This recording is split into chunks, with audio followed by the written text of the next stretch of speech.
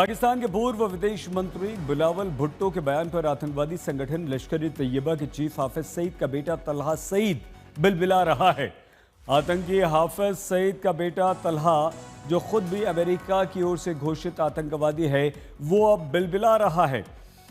तलहा को यह डर सता रहा है कि उसके अब्बा और यूएन की ओर से ग्लोबल टेररिस्ट घोषित किए गए हाफिज को भारत के हवाले किया जा सकता है। एक भारतीय पत्रकार को दिए इंटरव्यू में बिलावल भुट्टो ने कहा कि भारत अपने ऊपर हुए आतंकवादी हमलों के सबूत सौंपे तो पाकिस्तान हाफिज और मसूद अजहर जैसे आतंकवादी सरगनाओं को भारत के हवाले कर सकता है। तलहा ने इस बयान के विरुद्ध मोर्चा खोलते हुए बिलावल की निंदा कर दी।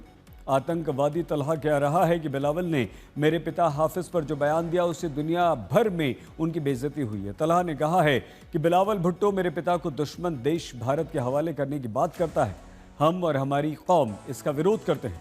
आतंकवादी सरगनाओं को सौंपने पर पहले बिलावल भुट्टो का आपको बयान हम सुनवाते हैं।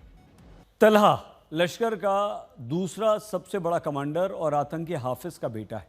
अमेरिका और भारत दोनों ने इसे आतंकवादी घोषित किया है और यही तलहा अब बिलावल भुट्टो के बयान से घबरा गया है, क्योंकि उसमें उसके पिता हाफिज सईद को भारत सौंपने की बात कही गई थी। दरअसल हाफिज सईद 26/11 मुंबई हमलों का मास्टरमाइंड है और तलहा सईद उस लश्कर का फंडिंग और भर्ती का नेटवर्क चलाता है जिसने भारत, अफगानिस्तान और कश्मीर में कई हमलों की साजिशें रची।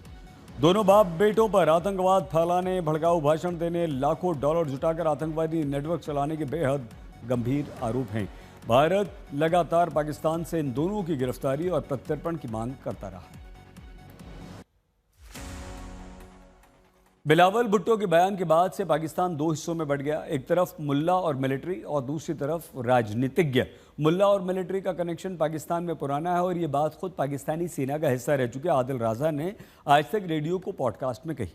तलहा आज बिलावल भुट्टो की निंदा कर रहा है और बिलावल के विरुद्ध आवाज़ उठा रहा है, तो उसके पीछे है मिलिट्री यानी कि आसिम मुनीर। आदिल राजा ने मुल्ला मिलिट्री के कनेक्शन को कैसे बेनकाब किया है, आप सुनिए। अरविंद ओझा हमारे संवाददाता हमारे साथ जुड़ चुके हैं। अरविंद, क्या पाकिस्तान के मुल्ला और मिलिट्री नेक्सस को राजनीतिज्ञों से चुनौती मिल रही है? बिल्कुल सही। देखिए, जिस तरह से जो बिलावल भुट्टो है उन्होंने जो बयान दिया है, हालांकि उनको ही मालूम है कि ऐसा होने जा नहीं रहा। कभी जो पाकिस्तान की आर्मी है वो हाफिज सईद या मसूद अजहर को भारत को सौंप दे, ऐसा हो नहीं सकता। लेकिन जिस तरह से बिलावल भुट्टो ने जो बयान दिया उसके बाद जो लश्कर ए तोयबा, आतंकी संगठन लश्कर ए तोयबा का चीफ हाफिज सईद का बेटा तलहा सईद जिस तरह से खुल करके बयानबाजी कर रहा है, न सिर्फ बयानबाजी कर रहा है बल्कि बिलावल भुट्टो के बयानों की मजम्मत कर रहा है और यहाँ तक कर रहा है कि लश्कर के लोग सड़कों पर उतरेंगे। इस बयान को लेकर बिलावल भुट्टो ने पाकिस्तान की इंटरनेशनल बेइज्जती कराई है।